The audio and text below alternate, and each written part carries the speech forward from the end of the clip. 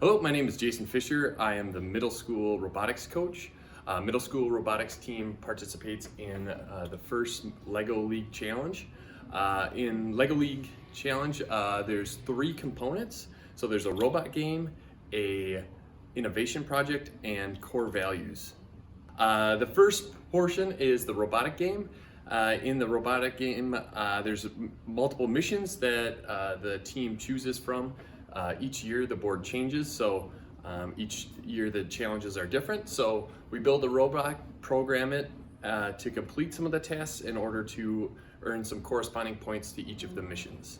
In the innovation project, the league tasks us with a challenge or a real-world problem to come up with a solution.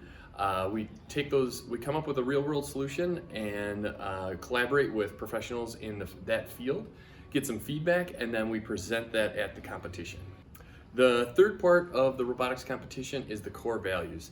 The core values are some positive attributes that we try to instill in our everyday activities, and then finally we are given a challenge at the competition where we kind of try to show what those values mean to us.